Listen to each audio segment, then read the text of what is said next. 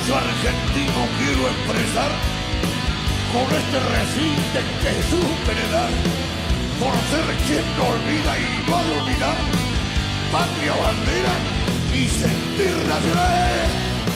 Cumpliendo un sueño de niño estoy, cantando el nombre de Juan Perón, pues de mi tierra fue benefactor y no seré yo quien lo olvide, no. Bueno, buenas tardes, nuevamente con Renacimiento Nacional. Hoy está invitado el profesor Alberto Lettieri, historiador, profesor, escritor, articulista, ha conducido programas de radio y televisión y actualmente hace En Transición un programa de radio en AMEP. Bueno, Alberto, bienvenido, muchas gracias por aceptar la invitación. No, muchas gracias a vos, Hugo. Siempre es un gusto. Bueno, Alberto, te vamos a pedir una mirada primero de la situación internacional, cómo ves el mundo en el cual nos toca cabalgar. Yo creo que estamos en un contexto justamente de... Yo en realidad te voy a decir algo. Le cambiaba generalmente los nombres a mis programas a todos los años. Pero hace como 5 o 6 años a uno de ellos le puse En Transición y no lo cambié más porque en realidad me parece que es lo que describe... Que seguimos en transición. Que describe todo, ¿no? Y me parece que en el contexto internacional evidentemente hay un cambio que se está dando en términos geopolíticos que no podemos avisorar su definición, pero que claramente ha planteado el desarrollo de una diplomacia y también de estrategias y de tácticas geopolíticas que son originales a partir de las condiciones que plantean las sociedades contemporáneas, por el tema de las comunicaciones, de la inteligencia artificial, de las aplicaciones y demás. Y fundamentalmente porque hay una aceleración de los tiempos de la vida cotidiana de las personas que también se traduce en ritmos mucho más acelerados de la política. Es decir, estamos acostumbrados a una geopolítica de estados. Y lo que vemos en este momento es que tenemos corporaciones que manejan presupuestos muy superiores a los estados, que tienen inserción en distintos puntos del planeta, que juegan un papel determinante en la gobernanza de distintas sociedades, y hay una zona oscura, una zona ambigua entre lo que es una diplomacia institucional de estados y lo que es la pretensión de estos actores privados de conquistar y administrar el mundo, ¿no? Y entonces... Claro. Sí, porque si nos pensamos que a la caída del muro de Berlín, ¿no? Nos anunciaban un mundo global con una superpotencia manejando los conflictos, aunque, claro, siempre estaban las grandes corporaciones detrás de esa superpotencia, que tal vez sean los dueños verdaderos. Y sin embargo eso por lo menos ha sido cuestionado, o está siendo cuestionado, ¿no? ¿Cómo ves el surgimiento de los viejos imperios, Rusia, Irán? Es una situación extremadamente compleja, porque por un lado sí, efectivamente uno veía detrás de la caída del muro de Berlín la asunción de este papel de gendarme universal por parte de Estados Unidos en defensa de un conjunto de intereses que eran primordialmente occidentales o bien aliados con estos intereses occidentales. Pero efectivamente, digamos, los conflictos internos, las disputas entre estas corporaciones y demás han llevado a que incluso ese papel de gendarme Estados Unidos haya entrado en debacle, y en debacle que junto con una economía que por su falta de eficiencia, por el impacto de la pandemia, por lo que han sido distintos distintas movidas financieras que causaron un impacto significativo, generaron alteraciones en la gobernabilidad de esa sociedad principal. Y entonces ahora uno se encuentra con un mapa geopolítico en el cual intervienen desde intereses tribales, intereses raciales, intereses religiosos, intereses corporativos, estados y demás. Intereses nacionales que parecían que iban a nacionales desaparecer. reflotados, claro que sí. Y entonces ahí hay un problema, porque mientras lo que se estaba discutiendo era solamente poder estatal o solamente poder económico, existía una lógica que permitía articular los conflictos y las diferencias. Pero en la medida que ahora de lo que se trata es de destruir al otro, de negar la identidad, el derecho a la vida del otro, por un lado, y esto conviviendo con pretensiones de concentración económica, con pretensiones de ejercicio de poder político, con pretensiones de reconstrucción de antiguos espacios estatales o imperiales y demás, es muy difícil poder decodificar hacia dónde va el mundo cuando en realidad los jugadores a lo mejor se sientan en la misma mesa, pero todos juegan con reglas diferentes. Claro, tal cual, ¿no? Nos olvidamos de China, ¿no? Ese gigante que ha despertado. Yo siempre me acuerdo de China antes de la revolución maoísta, ¿no? La frecuencia de las hambrunas, por ejemplo, donde morían millones de personas, ¿no?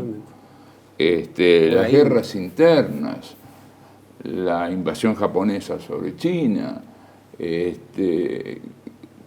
después de varias décadas o siglos de ser una potencia menor, digamos, ser ni siquiera marginal, marginal, en 70, 80 años se ha transformado en lo que es hoy, ¿no?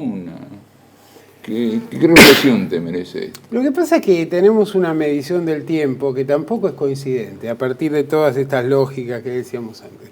Por ejemplo, si nosotros tomamos la lógica de los estados americanos, es una lógica que tiene, digamos, si lo tomamos de la versión de la conquista europea, apenas si tiene 600 años, ¿no? Y estamos interactuando con el caso de China, que son potencias que tienen 5 o 6 mil años. Y entonces la concepción del tiempo, las estrategias en cuanto a la larga duración, la fijación de metas y objetivos. Vos recordás que los chinos llegan a América antes que los españoles. Y cuando llegan, los almirantes quieren convencer al Consejo de Ancianos de venir a ocupar esto. Dicen que es un lugar que tiene de todo, que tiene alimentos, que tiene tierras, planicies, bla, bla, bla. Y la respuesta del Consejo de Ancianos era: si los dioses hubieran querido que los chinos viviéramos ahí, nos hubieran ubicado aquí, no en la China, ¿no? Entonces, ese tipo de lógica, porque, digamos, enseña a que hay una percepción del tiempo y de la larga duración que seguramente, digamos, puede llegar a encolerizar o a desesperar a los occidentales. Entonces, la relación que se está... Porque hay otras cosas que están en juego aquí, ¿eh? Es decir, si bien hay intereses económicos, políticos, de poder, también hay una concepción del tiempo, de la vida, de la muerte, de las relaciones sociales. Y es muy difícil poder decodificar o articular... Con mirada occidental, ¿sabes? Con mirada occidental, o dentro de un mismo esquema, la mirada occidental y aquella otra mirada.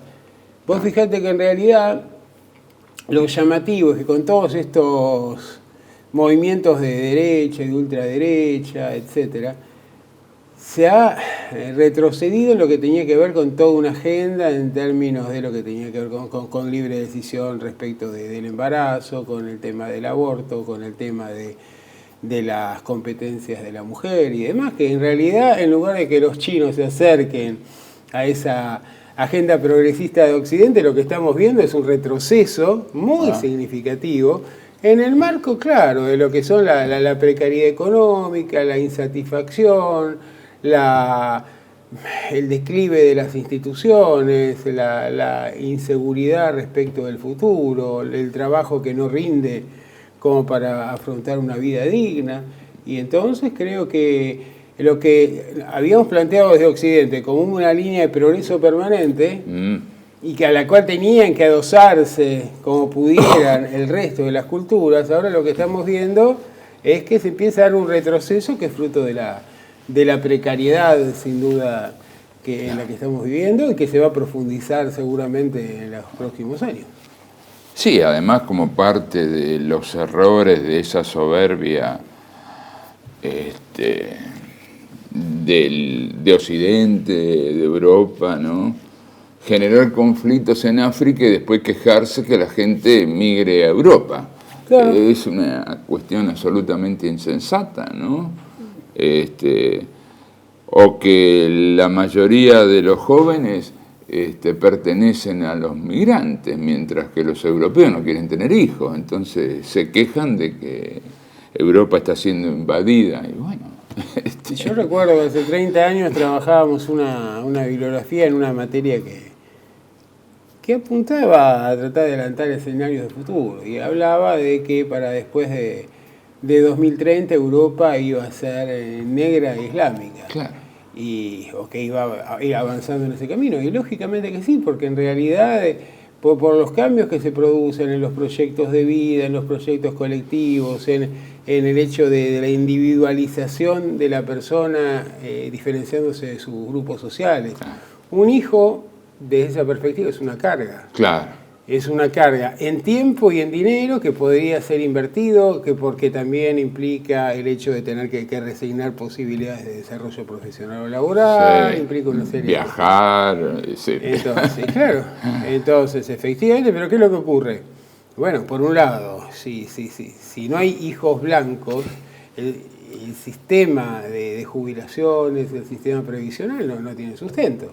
Claro. Y quienes llegan son trabajadores que viven en la informalidad, pero bueno, a partir de que tienen un hijo ya va siendo registrado y va entrando dentro de las redes y de los servicios sociales y demás, y encontramos esto. Vos fijate el sueño de Hitler, aquel de los Juegos Olímpicos del 36, de que los arios tenían que vencer al negro, y ahora mirá lo que es la selección de Alemania, claro, de fútbol o de cualquier deporte. Sí, de Francia. O de Francia. Entonces, claro, bueno, efectivamente... La chauvinista Francia, ¿no? Tal cual, por eso te digo.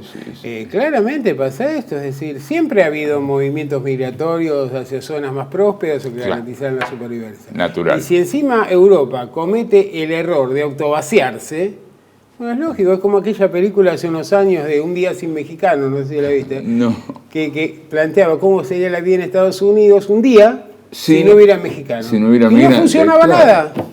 Claro. No funcionaba ni la limpieza, ni los servicios, porque todas esas tareas que eran, digamos, menores o que no querían hacerlo los norteamericanos blancos eran... Y también había un problema con el tema de la comunidad afroamericana, entendiéndose como la segunda en el escalón de castas, y realmente es complejo, porque efectivamente nos va mostrando que todas las seguridades, todas las, digamos, ese modelo armado con el cual cada uno construye su destino, en realidad se sostiene sobre bases muy poco sólidas y que tienden a deteriorarse cada vez con mayor velocidad. Sí, y eso acompañado de un olvido de sus propias tradiciones, ¿no? Porque si algo hizo grande a estas potencias fue una muy sólida formación cultural, religiosa, si querés. Y todo eso ha desaparecido, ¿no? Bueno, o tiende a desaparecer. Tiende a desaparecer en algunos lugares y no en otros. Qué sé yo. En otros es el fundamento para la construcción de la identidad y de alguna manera presentarse en el terreno internacional. Claro. Sí, el surgimiento de los nacionalismos europeos que parecían desaparecidos, ¿no? Y sí, pero naturalmente tienden a desaparecer porque, a ver, son cada vez menos. Claro. Y sus propias sociedades. Fíjate que en los tiempos, qué sé yo, en la Edad Media Europa se blindó para impedir la entrada de los islámicos. Y ahora, si no cuenta con los islámicos, más allá de que del estrato que les dé, no podrían funcionar esas sociedades. Claro. Eso es. Mira, yo recuerdo Julio César en el siglo I a.C. y Napoleón en el siglo XVIII después de Cristo tardaban lo mismo en llegar de Francia a Moscú. Los caminos los habían hecho los romanos, los vehículos eran muy similares, el caballo, el carro, el burro, ir caminando, lo que fuera. Se pasaron 2000 años en el cual la gente se vistió más o menos igual, comió más o menos lo mismo, las distancias eran más o menos las mismas. Tomamos la experiencia de vida. Mantuvo un sistema de creencias. Sí, por eso digo, bueno, pero no había cambiado nada prácticamente. Claro. De golpe, uno toma la experiencia, la nuestra, si querés, qué sé yo. Nosotros empezamos escuchando, no sé, discos de 33 o 45 revoluciones, después vino el Walkman, después vino el Compact Disc, después...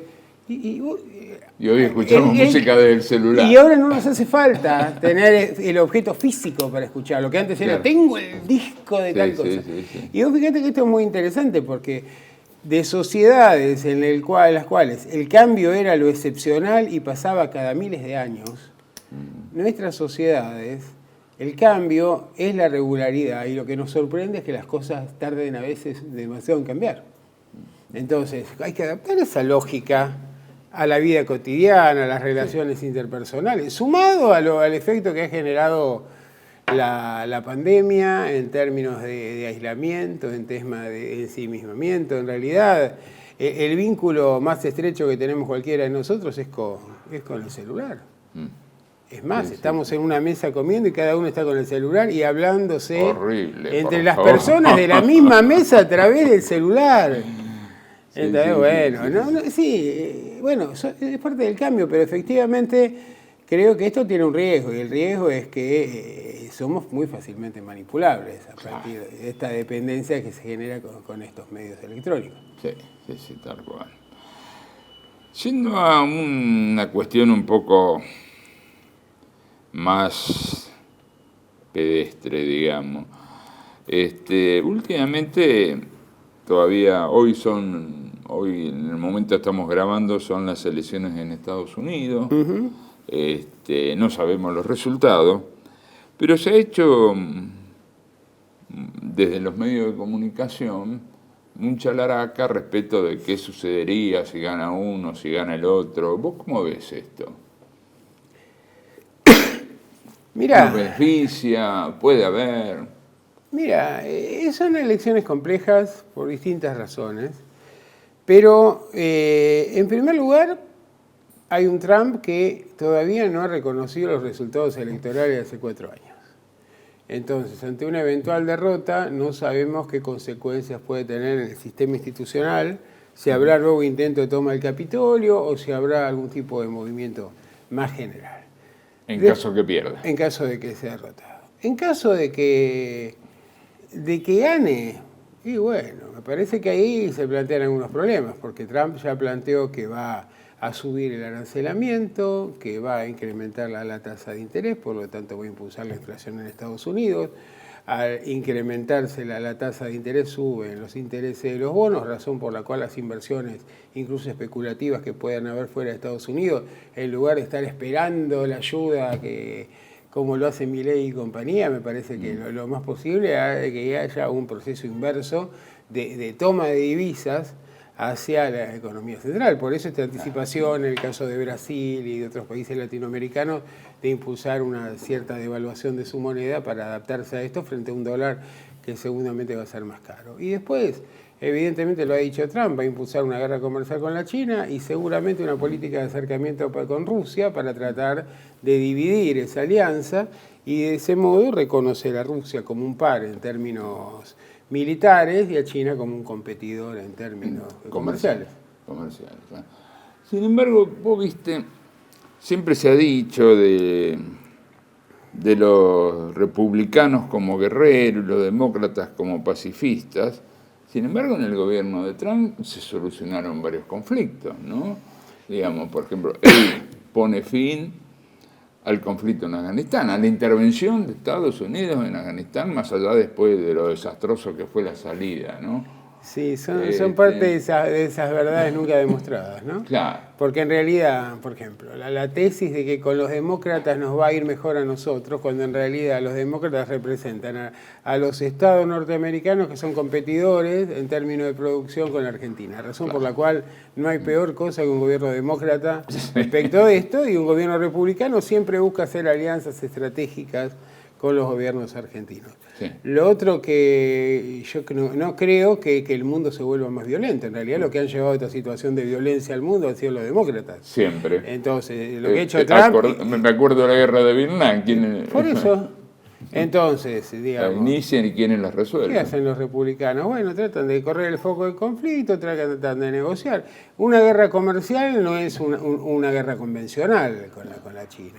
Y buscar un acercamiento con Rusia seguramente aflojaría el nivel de tensión en el contexto internacional, como ya lo intentó en Europa, claro. la experiencia. Y además, qué sé yo, bueno, puede afectar en términos de la revaluación del dólar y demás, pero en términos de recuperación económica de los Estados Unidos, se trata de recuperar la industria, de impulsar el crecimiento industrial y económico, me parece que es un proyecto más que razonable. Claro, totalmente. Yo nunca vi a Trump ni a los republicanos como cuco. Me preocupo mucho más de aquellos otros. Acordate de Obama, que estaba iniciando guerras mientras le daban el premio Nobel de la Paz. De la Paz. Por eso. Sí, no bien asumido.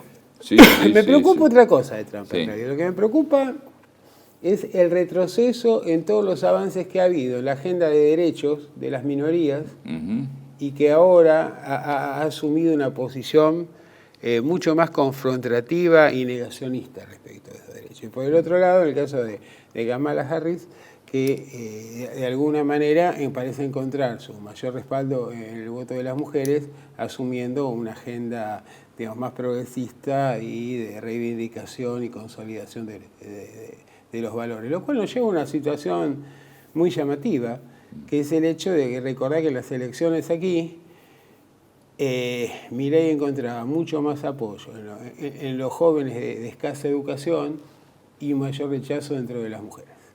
Y que en realidad la división del electorado no se da exclusivamente en términos partidarios, sino también en términos de género.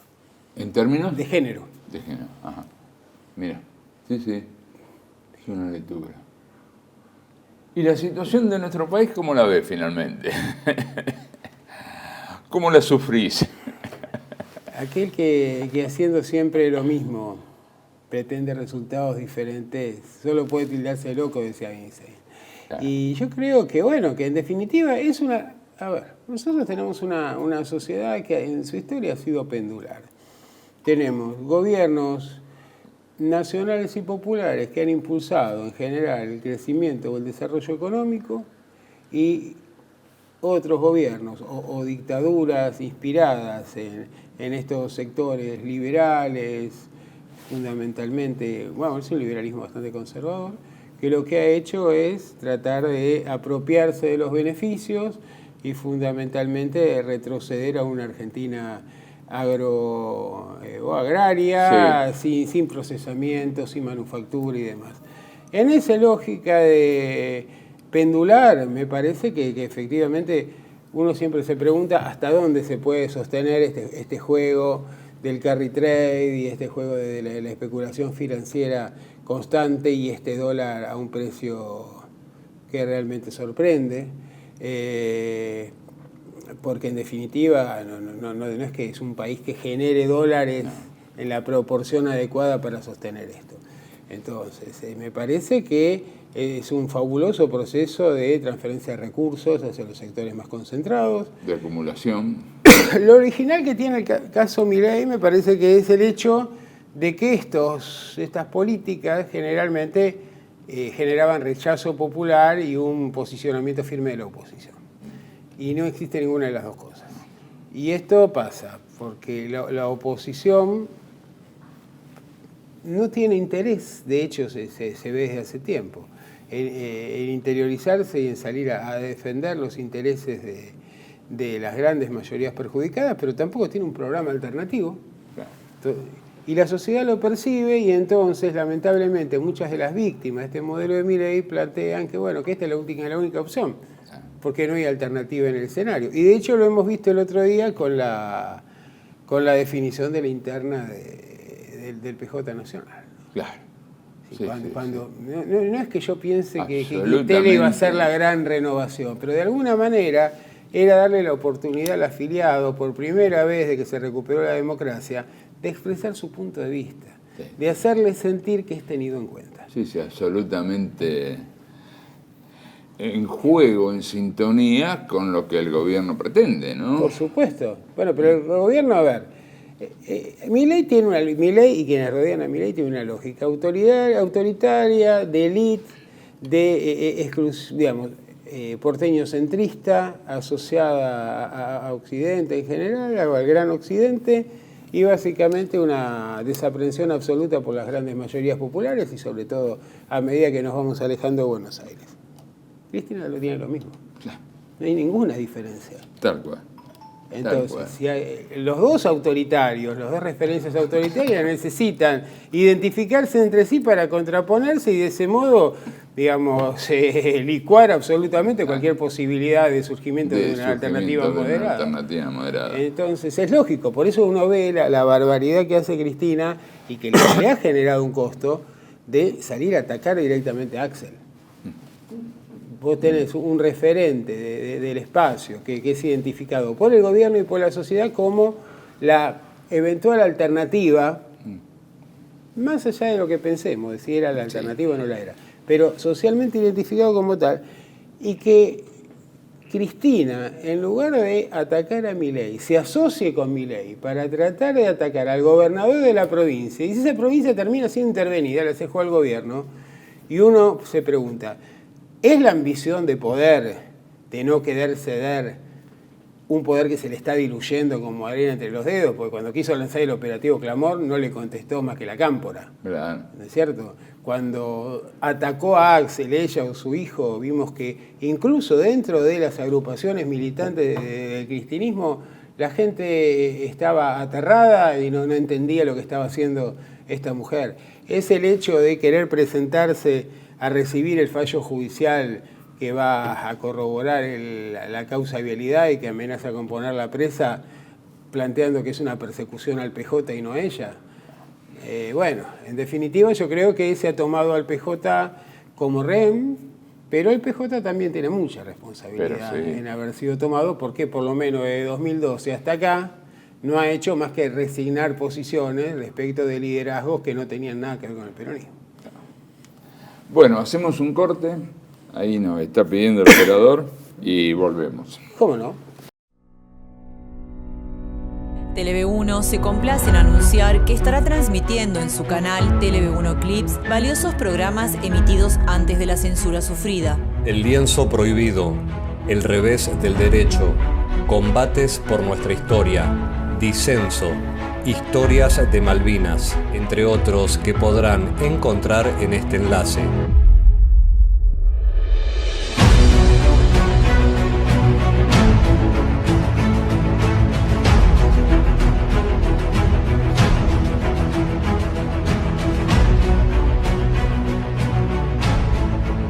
Agradecemos su aprovechamiento y difusión. Bienvenidos a CEPA, Centro de Estudios del Pensamiento Americano. Nuevo sitio web de cursos de formación en política, filosofía, historia, literatura, geopolítica, religión, psicología y más. Cursos de formación que reflejan el verdadero pensamiento americano. Lo invitamos a elegir el curso de su agrado ingresando en www.cepa.la.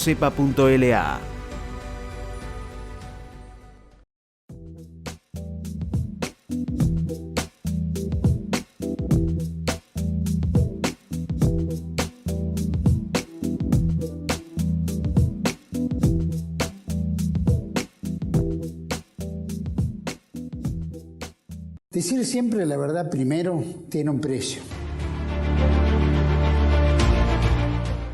Dependemos de tu ayuda.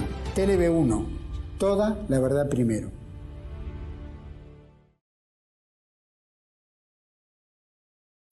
Bueno, continuamos entonces con el programa, con la entrevista al profesor, historiador, Alberto Lettieri, quien primero nos contó su mirada sobre la situación internacional, la posible influencia que pudiera tener las elecciones de los Estados Unidos, y estábamos en el contexto nacional, donde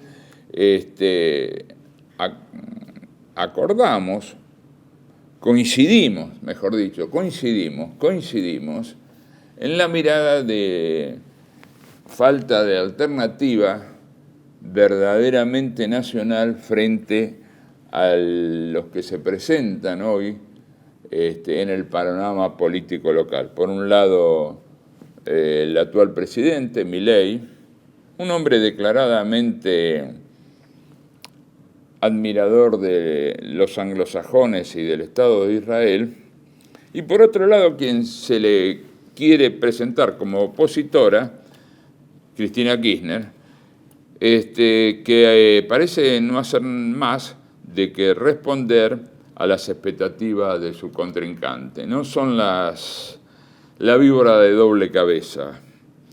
En esta situación, a 50 años de la muerte de Perón, a 50 años del proyecto nacional, nadie parece acordarse de eso. ¿Cómo lo ves, Alberto? Mirá, yo creo que el peronismo se murió con Perón. Coincidimos. Y que luego a partir de ahí surgieron tres vertientes neoperonistas, por definirlas de algún modo, que trataron de apropiarse del legado de Perón. Una vertiente de centro-izquierda, una vertiente de centro-derecha y una vertiente muy minúscula, dogmática, que trató de presentarse como custodia de la doctrina. La de centro-derecha encarna en lo que fue el menemismo, básicamente. La de centro-izquierda encarna sobre todo en la experiencia de los últimos 20 años. De los últimos 20 años y sobre todo la de Cristina, que era casi construir un peronismo refractario por el propio Perón, ¿no? Claro. Entonces, y después, bueno, estos sectores de algunos sectores políticos o intelectuales que pretenden ser los dueños de la doctrina y que quisieran llevarnos a un proyecto peronista similar al de 1945. No, imposible. Las sociedades han cambiado. Entonces, me parece que ahí es muy claro todo esto. El problema es que el proyecto de derecha, de centro-derecha peronista, es un proyecto que encarnaría muy fácilmente y de hecho yo creo que el gran error de Macri fue no buscar su ingreso por ahí y en lugar de hacerlo por el lado del radicalismo de los radicales, y del gorilismo. Y me parece que claramente, digamos, toma algunos elementos del peronismo que puedan a veces plantearse más que nada en banderas nacionales y demás, pero en la práctica todo lo que tiene que ver con redistribución, todo lo que tiene que ver con inclusión social y demás lo archiva. Del otro lado, lo que tenemos es un modelo... La experiencia menemista es clara en eso, ¿no? Quieran o no, los socialdemócratas siguen pensando que el peronismo es una especie de fascismo, razón por la cual claramente tienen un modelo socialdemócrata, estatista, estalinista, en muchos aspectos de disciplina interna y demás, que no tienen nada que ver con esa tradición. Y estos grupos de pseudointelectuales o políticos dogmáticos, bueno, viven en el limbo. Sí. El tema es, digamos, si el peronismo murió con Perón y las tradiciones del peronismo están disputadas por dos vertientes que no tienen mucho que ver con el peronismo, pueden tener aspectos, entonces, y luego la tercera es absolutamente incapaz de organizar nada, entonces podemos preguntarnos cuál será el futuro del peronismo. Sí, y más que, digamos, cuál será el futuro de nuestro país también frente a... Pero hasta ahora nos quedaba un poco la idea que desde ese amplísimo espacio del peronismo surgía algo. Bueno, evidentemente no tenemos, digamos, expectativa, esperanza que dentro de ese conglomerado que se autodenominaba peronismo surja algo, por lo menos en lo inmediato, ¿no es cierto?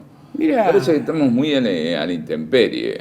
Mira, yo creo que ha decaído tanto el nivel de la dirigencia política y que la política se ha devaluado tanto que ni siquiera apuesta a hacer proyectos, sólidos, ¿no? Milei diciendo inflación de 50.000, que ocurre algo, y es que ante el fracaso de una experiencia, automáticamente la sociedad, que es extremadamente ansiosa y no puede vivir en el vacío, va a buscarse va a orientarse a la alternativa. Más allá que la alternativa haya sido lo que abandonara para volver hacia aquí. Entonces, me parece que en la medida en que la universidad se vuelve inviable, que desaparezca la salud pública o se vuelva absolutamente prohibitiva la privada, que los jubilados no tengan ninguna clase de reconocimiento, que siga el empobrecimiento de los trabajadores asalariados, etcétera, etcétera, etcétera. Me parece que va a llegar un momento, no te olvides que De la Rúa a principio del año que fue derrocado medía más del 50. Sí. Entonces, y frente a este malestar, alguien que aparezca planteando de vuelta a lo mejor el tema del Estado, podemos agregarle, bueno, un Estado como el que planteaba Néstor, con superávit paralelo, bla, bla, bla, pero el Estado que tiene que estar ahí, que tiene que ayudar y demás, y tal vez sea un discurso muy atractivo de aquí en el problema que tiene este espacio que componían, y no sé si componen todavía, de Unión por la Patria, es que mientras que la referencia que se tenía en las elecciones de 2019 era el último gobierno de Cristina, y que de alguna manera había tenido algunas cuestiones cuestionables, pero había tenido también realizaciones significativas. Cuando se vuelva para atrás, la última experiencia de un gobierno de este conglomerado es la de Alberto. Con Cristina. Porque sí, yo creo que Alberto no hizo todo mal, creo que hizo muchas cosas mal, pero era muy difícil gobernar con alguien que desde adentro está tratando de destruir todo el tiempo. Y ahora que está haciendo lo mismo trata de hacer lo mismo con Axel, ¿no? De albertizarlo. Perfecto, yo creo que de ahí no hay que esperar, habrá que ver si nuestra comunidad logra construir otra clase dirigente, sí. Porque lo que se ve es que lo que ha habido ha fracasado, ¿no? Bueno, Alberto, no sé si alguna conclusión final y ya terminamos el programa. No, yo lo único que invitaría a reflexionar es que muchas veces creímos que tocamos fondo y finalmente salimos a flote. Y esto es una experiencia terrible, tal vez que genera un daño con una velocidad y una profundidad nunca vista hasta ahora, pero que efectivamente todo pasa y todo queda, ¿no? Es decir, me parece que hay que ver cuánto tiempo. Tal vez lo que pasa es que a veces los tiempos de las personas son diferentes a los tiempos institucionales. Sí. Entonces, la experiencia ha dicho que en el recambio legislativo la mayoría de los gobiernos tienen un éxito electoral y a lo mejor el desgaste viene en la segunda parte del gobierno de Milei. A otros no le hizo falta tanto, el gobierno de Alberto directamente colapsó en esas elecciones legislativas, pero me parece que hay algo que excede la voluntad humana y que tiene que ver con un destino de las sociedades, que tiene que ver con una cierta lógica y bueno, creo que en algún momento... Hay una cosa que a mí me da esperanza, ¿no? Que cada vez más, cada vez con mayor cantidad de gente, nos estamos reconociendo como prójimos, aún en la intemperie. Sí. Y eso es alentador, ¿no? es como una sociedad que ha decidido que no puede esperar nada de la política, ¿no? Claro. Y que entonces tiene que agarrar y salir a flote por sí misma. Y tal vez no sea tan malo. Totalmente. Muchas gracias, Alberto. A vos. Quiero expresar con este recinte que supe heredar, por ser quien no olvida y no ha de olvidar, patria, bandera y sentir nacional. Cumpliendo un sueño de niño estoy, cantando el nombre de Juan Perón, pues de mi tierra fue benefactor, y no seré yo quien lo olvide, no.